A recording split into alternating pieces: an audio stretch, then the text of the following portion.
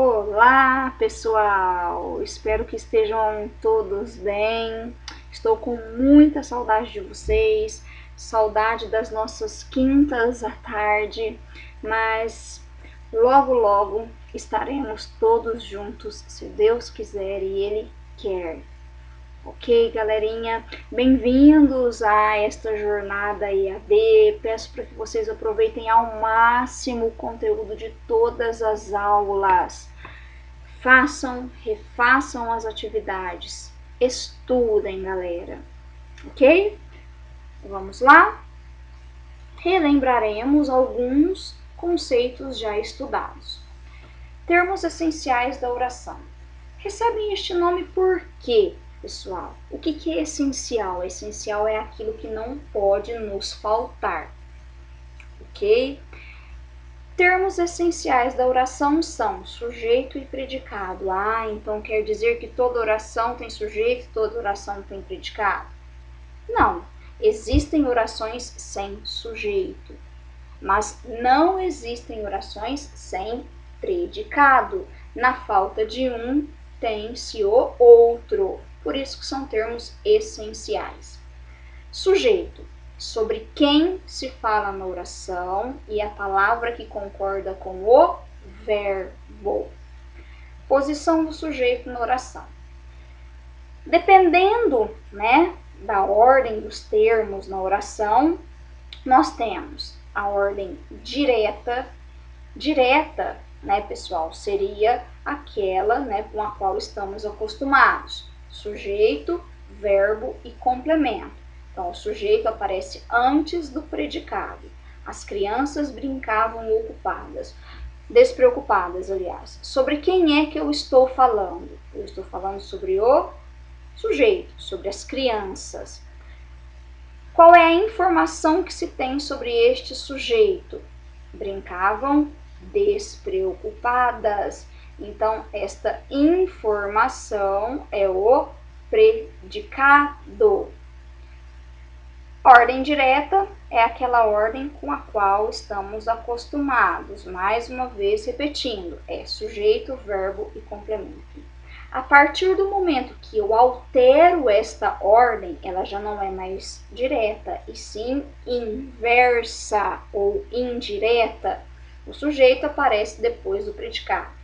Brincavam despreocupadas as crianças.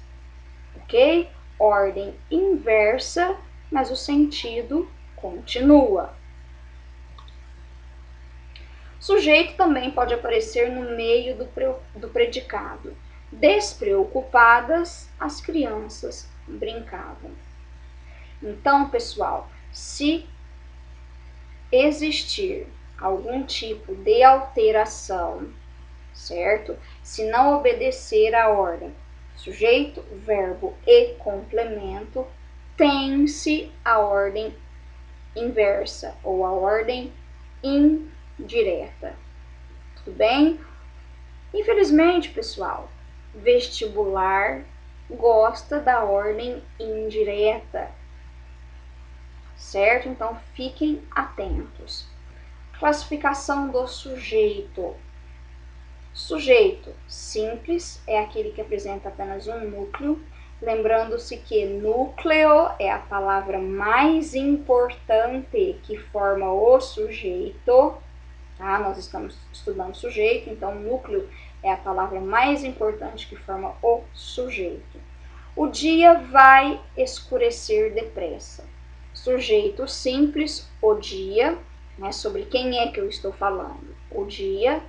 Núcleo do sujeito. Qual é a palavra mais importante que se encontra neste sujeito? Sem ela, não teria sentido. Dia. E qual é o predicado?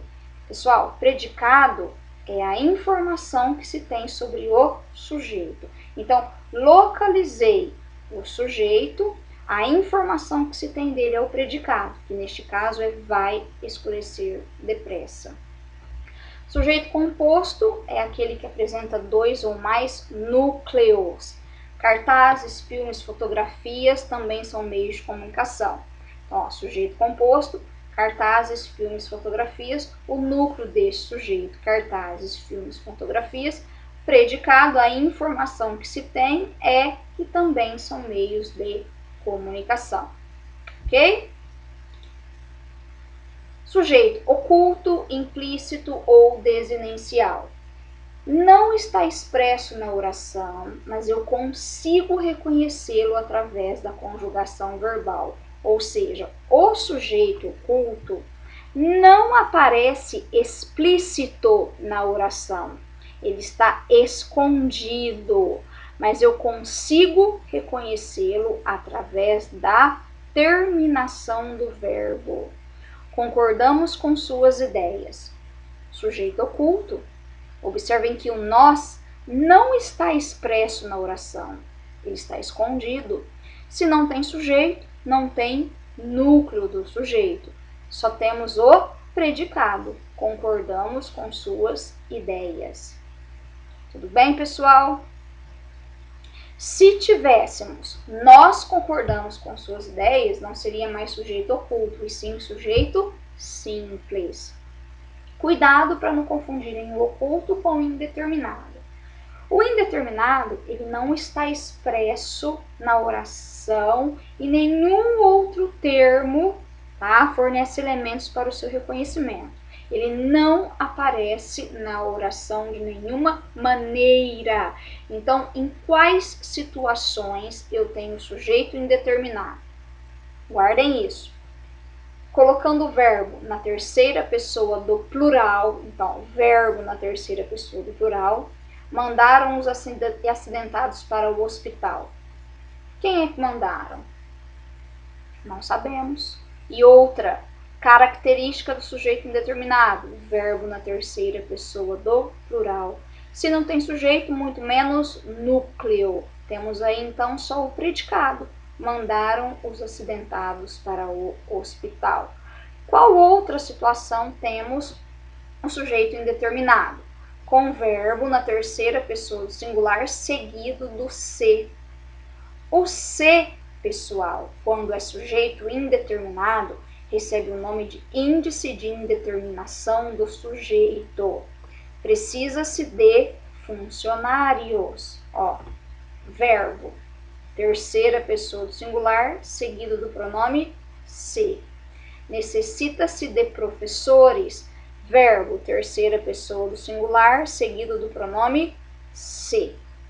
Então, aqui eu tenho exemplo de sujeito indeterminado. Nestas duas situações, encontramos o sujeito indeterminado. Pessoal, regra eu devo memorizar, ok? E a oração sem sujeito? Embora o sujeito seja um termo essencial, há orações formadas apenas de predicado, como eu já disse para vocês. Essas orações são formadas com verbos impessoais. O que são verbos impessoais? Verbos impessoais são as orações, né, sem sujeito. Os verbos impessoais são aqueles que indicam fenômenos da natureza, nevar, chover, ventar, choveu muito ontem, nevou pela madrugada. O verbo haver e fazer, indicando o tempo passado. Faz dias que o carteiro não aparece, a cidade do Cabo era aconselhada havia anos a aumentar suas reservas hídricas. E o verbo haver no sentido de existir. Há muitos sonegadores impunes. Pessoal, estes são alguns verbos impessoais, ou seja, não apresenta pessoa, não tem sujeito. O verbo que indica fenômeno da natureza, fazer e haver, indicando o tempo passado, e o verbo haver no sentido de existir. Não existe plural para os verbos impessoais, certo? Não existe plural para os verbos impessoais. São sempre apresentados no singular. Uma observação com relação aos verbos que indicam fenômenos da natureza. Se eu disser assim, choveram reclamações a seu respeito. Este verbo chover está sendo usado com o sentido de fenômeno da natureza? Não, não está sendo usado no seu sentido de fenômeno da natureza. Portanto, houve nele uma flexão. Ok? Ele está sendo usado no sentido figurado. Então, quando o verbo que indica fenômeno da natureza estiver sendo usado no sentido figurado, aí sim ele tem plural, certo? Olha que legal esse quadrinho. O eleitor confia na honestidade dos políticos. Que é o sujeito da oração? Só pode ser um mané. Vocês concordam, pessoal? Selecionei algumas atividades para vocês.